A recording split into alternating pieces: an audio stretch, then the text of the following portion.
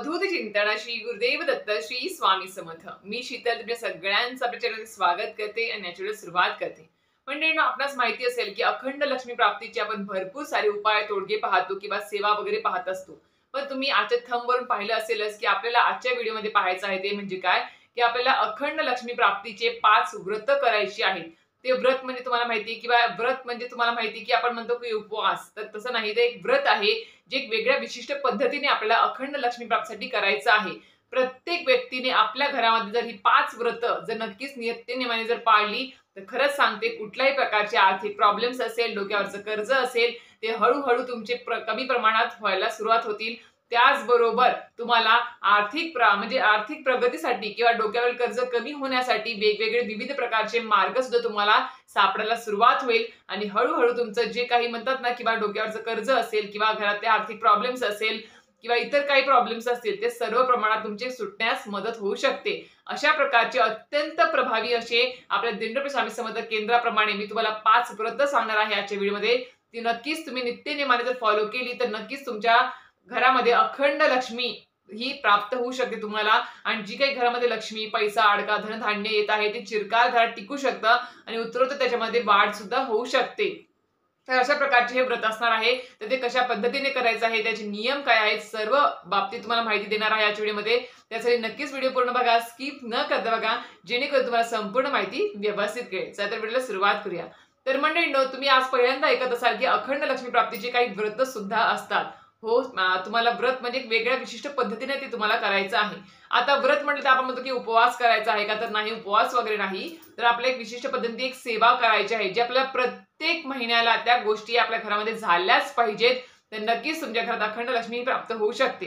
त्यामध्ये सर्वात प्रथम येतं म्हणजे ते काय, तर मंडळींनो, कोणतीही अशी व्यक्ती नाही आहे की जिला अखंड लक्ष्मी प्राप्ती व्हावी। कारण की आपणास माहिती आहे की आपण आजकाल पाहायला गेलं तर प्रत्येक जण धावपळ करतो आहे, मेहनत कष्ट करतो आहे किंवा मग शिक्षणामध्ये असेल, शिक्षण का घेतो आहे कारण की कुठेतरी समोर जाऊन एक चांगला म्हणतात ना भरभक्कम गच्च असा पगार पाणी मिळावं किंवा मनासारखी नोकरी मिळावी आणि सगळ्या सुख समृद्धी किंवा सुखसोयी ज्या आहेत ते आपल्या घराला, कुटुंबाला आपण देऊ शकू, आपण उपभोगू शकू, यासाठी सगळी काही धावपळ चालू आहे प्रत्येक व्यक्तीची की आपल्या घरामध्ये कधीही कुठल्याही बाबतीमध्ये आर्थिक तंगी असेल किंवा डोक्यावरचं कर्ज वाढू नये किंवा कुठल्या प्रकारचे जे काही तुमचे हप्ते चालू ते कुठेतरी लवकरात लवकर तुमचे संपून जावे, यासाठी प्रत्येकाची धावपळ चालू आहे।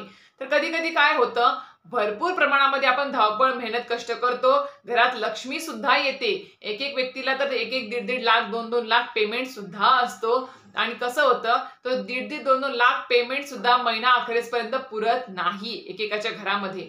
आणि त्या घरामध्ये ज्या वेळेस ते पुरत नाही, मग शेवटी काय होतं, ईएमआय चालू असतात। मग आपले काय होतं, क्रेडिट कार्डवर बिल मारणे असेल किंवा कुठून तरी पैसे उसने घेणे असेल, अशा प्रकारे करून आपण ते सगळ्या गोष्टी म्हणजे आपण घरातल्या ज्या काही आहे महिनाभरातल्या त्या सगळ्या आपण त्या पूर्ण करत असतो, आपण सुखसुविधा।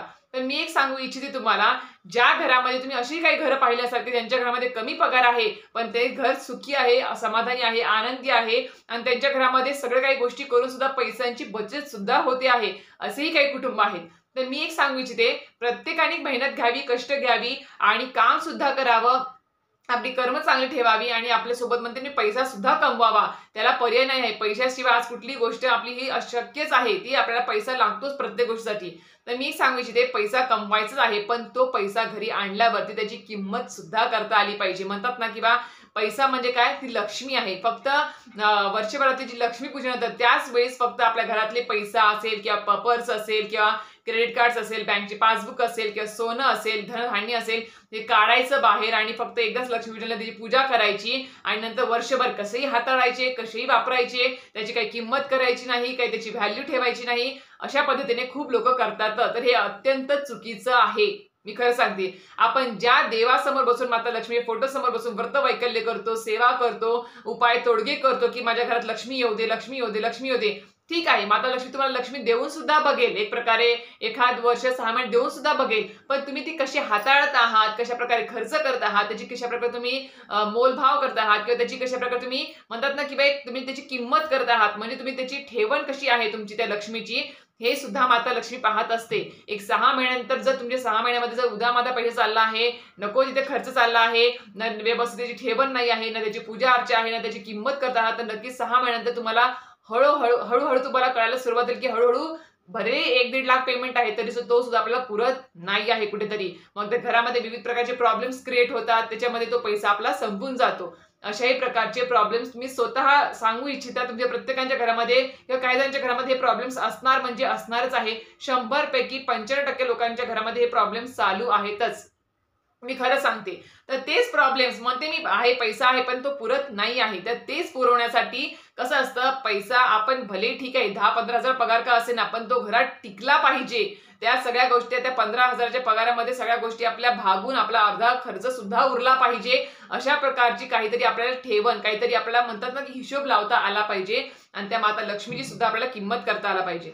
तर सगळ्यात पहिली गोष्ट, पहिलं व्रत जे करायचं आहे ते म्हणजे काय, तर प्रत्येक आठवड्याला बघा, प्रत्येक महिन्यामध्ये 4 किंवा 5 शनिवार असतात. तर त्यातले तुम्हाला सांगू इच्छिते मी, प्रत्येक शनिवारी, आठवड्यातल्या प्रत्येक शनिवारी तुम्हाला एक, जे हे पहिलं व्रत आहे, जे आपल्याला घरातले प्रत्येक शनिवारी घरातली साफसफाई करायची आहे. सगळ्या प्रकारे साफसफाई करायची आहे. मग अडीअडगडीचे वस्तू असतील, नंतर तुमचे काही म्हणतात ना, फाटलेले तुटलेले चपला, कपडे असतील, ते सगळे काही टाकून द्यायचे आहेत.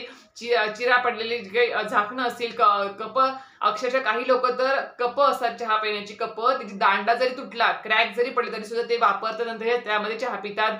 बशी सुद्धा फुटली तरी सुद्धा त्याच्यामध्ये चहा पितात, वापरतात. तर तसं करू नका. दरिद्रीची लक्षणं आहे, मी खरं सांगते. तुटला ना कपचा दांडा सुद्धा तुटला तर तो टाकून द्यायचा असतो. तुटलेली, चिरलेली, फुटलेली भांडी वापरायची नसतात घरामध्ये. खूप लोकांचा जीव त्या गोष्टीमध्ये काही मध्ये अडकलेला असतो, की नाही मला हे पाहिजे, मला तुटली फुटली काही होऊ दे, फाटली तरी, चिंदी जरी उडली तर कपडे तरी सुद्धा मी वापरणार. चप्पल सुद्धा तुम्ही कितीही तुटली फुटली तर ती तशीच ठेवणार त्या स्टँडवरती. तसं करू नका. ही दरिद्रीची लक्षणं आहे. अलक्ष्मी घरामध्ये येण्याची ही कारणं आहेत. माता लक्ष्मी याच्यामुळे घरात प्रवेश करत नाही तुमच्या. मी खरंच सांगते, जरी तुम्हाला 1.5-1.5, 2-2 लाख, 5-5 लाख पेमेंट असू दे, पण असं जर घरामध्ये परिस्थिती असेल, काही काहींची मी घरं पाहिली आहेत, मी खरं सांगते, काही काहींची घरं पाहिली आहेत, अक्षरशः दिवसा ढवळ्या सुद्धा त्यांचा अक्षरशः घर इतकं असतात, व्यस्त असतं ना, की मी सांगू सुद्धा शकत नाही, की अरे बापरे, की हे घरात राहतात ती कुठे राहतात. अक्षरशः ओटा सुद्धा पूर्ण त्या खरकट्या भांड्याने भरलेला असतो. कुठे सुद्धा त्याच्या जागा नसते ठेवण्यासाठी. बेसिन सुद्धा गच्च भरलेला असतो. अक्षरशः त्या घरातली फरशी सुद्धा अशी खरखरीत लागते पायांना, स्वच्छ सुद्धा वाटत नाही. घरामध्ये अक्षरशः भलेही मोठा बंगला असतो, 3 BHK 4 BHK असू दे, पण एवढा पसारा असतो, एवढी अडगळीचे सामान असतात, भलेही भरपूर स्पेस आहे ठेवण्याला, पण प्रत्येक ठिकाणी म्हणतात ना, की अस्ताव्यस्त सामान. ही दळभद्रीची लक्षणं आहेत. मी खरंच सांगते तुम्हाला, ह्याच्यामुळे तुमच्या घरात फक्त दारिद्र्यच येणार, आर्थिक प्रॉब्लेम्सच येणार आणि म्हणतात ना, की आरोग्यासंबंधी सुद्धा प्रॉब्लेम्स तुम्हाला क्रिएट होऊ शकतात घरामध्ये. म्हणून प्रत्येक ठरवूनच ठेवायचं. खूप लोकांना शनिवारी सुट्टी सुद्धा असते बघा कामाला, महिलांना सुद्धा सुट्टी असते. तर मी खरं सांगते, वेळ काढा. शनिवारी घराची साफसफाई झालीच पाहिजे. आपण तसंच पाहायला गेलं तर प्रत्येक म्हणजे अमावस्येला करतोच, पण शनिवारी घराची साफसफाई झालीच पाहिजे. जाळे जळमटे काढणे असेल, फॅन पुसणे असेल, घराची बेडशीट चेंज करणे असेल, किंवा इतर ज्या काही अडगळीच्या वस्तू ते बाहेर काढणे असेल, एक हात प्रत्येक ठिकाणी मारला गेलाच पाहिजे. मग का घरामध्ये, तुमच्या घरामध्ये अस्ताव्यस्त होईल किंवा घाण साचेल? बिलकुल साचणार नाही. चालता चालता तुम्ही जर ही सगळी कामं करून घेतली शनिवारी, खरं सांगते, तुमचं घर पूर्णपणे जर स्वच्छ असेल तर खरंच सांगते, तिथे अध्यात्म पण नांदतं, सुख समृद्धी नांदते. घरामध्ये भलेही कमी पगार होते, तो सुद्धा आपल्याला पुरतो आणि उरतो सुद्धा, आणि माता लक्ष्मी सुद्धा घरामध्ये तिथे चिरकाल टिकून राहते. असं जर घर व्यवस्थित असलं तर खरं सांगते, कोणाला प्रसन्न वाटणार नाही, प्रत्येकालाच वाटत असेल. तर मी खरं सांगते, हे जे पहिलं व्रत आहे ते तुम्ही सगळ्यांनी फॉलो करायचं आहे, की आपल्याला प्रत्येक आठवड्यातून किमान शनिवारी सुद्धा आपल्या घराची साफसफाई अक्षरशः डीप क्लीन आपल्याला करायची आहे. आणि अजून एक गोष्ट शनिवारी करायची आहे, ती म्हणजे काय, तर संध्याकाळपासून आपण ज्यावेळेस दिवा लावतो बघा, त्यावेळेस संध्याकाळी आपल्याला प्रवेशद्वाराच्या बाहेर दक्षिण दिशेला आपल्याला तोंड करून एक दिवा, आपला जो दिवा रात्रभर जळत राहील अशा प्रकारे तेल टाकून एक वातीचा दिवा आपण तिथे लावायचा आहे. तेल कुठलंही वापरला तरी चालेल, पण शनिवारी एक दिवा आपल्याला प्रवेशद्वाराच्या बाहेर नक्कीच लावून ठेवायचा आहे. हे झालं पहिलं व्रत. त्यानंतर आहे दुसरं व्रत बघा. तुम्हाला दुसरं व्रत सांगते, ते म्हणजे प्रतिमहा. प्रत्येक महिन्याच्या पौर्णिमेला, आता बघा आपली पौर्णिमा आता येणारच आहे, बुद्ध पौर्णिमा आहे सोमवारी. ती पौर्णिमा आपल्या महिनाभरातली ती पौर्णिमा असते. ज्या पौर्णिमेला, प्रत्येक महिन्याच्या पौर्णिमेला आपल्याला श्री सत्यनारायणाचं पूजन घरामध्ये करायचं असतं.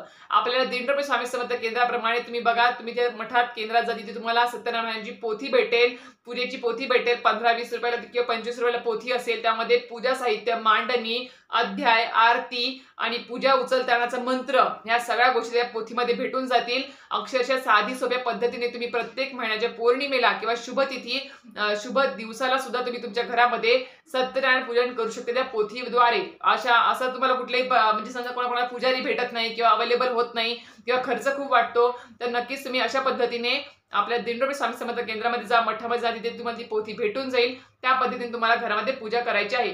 प्रत्येक महिन्याच्या पौर्णिमेला तरी घरामध्ये सत्यनारायण पूजन झालंच पाहिजे. मी स्वतः करते, खूप लोक करतात, त्यांना सुद्धा तुम्ही अनुभव विचारू शकता.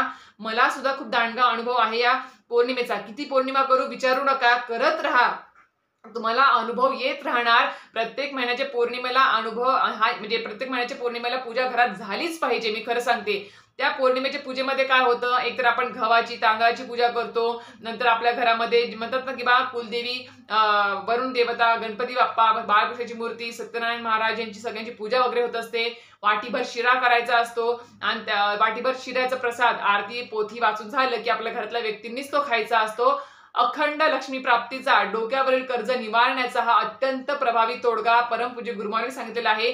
म्हणून तुम्हाला सांगते आहे की खूप जणांचा पौर्णिमेला उपवास सुद्धा असतो, तो सुद्धा तुम्ही करू शकता. नसेल तर नाही केला तरी चालेल, पौर्णिमेला उपवास करायची गरज नाही. फक्त सत्यनारायणांचे पूजन घरामध्ये झालंच पाहिजे. हे दुसरं व्रत आहे जे मी सुद्धा करते, फॉलो करते, तुम्ही सुद्धा करून बघा. तिसरं आहे व्रत, जे म्हणजे काय तुम्हाला करायचं आहे ते बघा. वर्षभरामध्ये आपली एक पौर्णिमा येते जी कोजागिरी पौर्णिमा असते.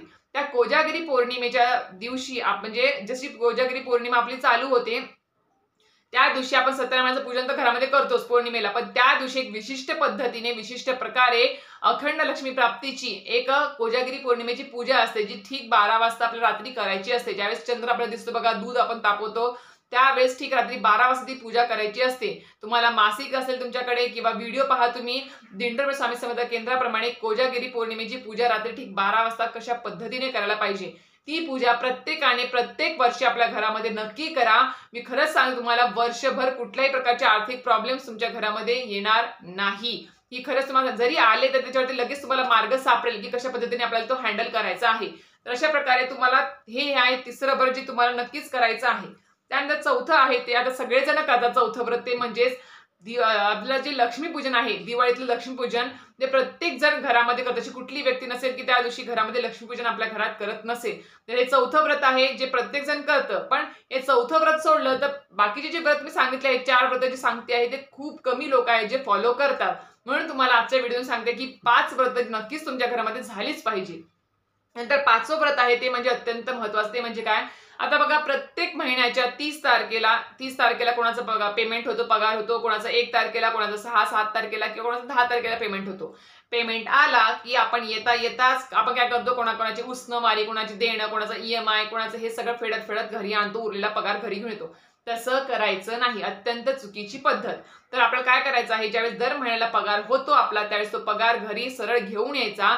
किंवा सगळा पगार नाही आणणं शक्य होत कोणाकोणाला, त्याची थोडीशी रक्कम 3000, 5000 किंवा तुम्ही 10,000 जेवढी तुम्हाला क्षमता होईल, तुम्हाला म्हणतात थोडीफार सगळं ऑनलाईन बँकेतच नसावं, एक कॅश सुद्धा घरामध्ये असायला पाहिजे, जे आपण महिनाभराला वापरत असतो. तर ती तुम्ही त्या पद्धतीने काढायची आहे. पगार झाला त्या दिवशी काढायची, नीट घरी आणायची, कुठे त्यातला 1 रुपया सुद्धा खर्च करायचा नाही.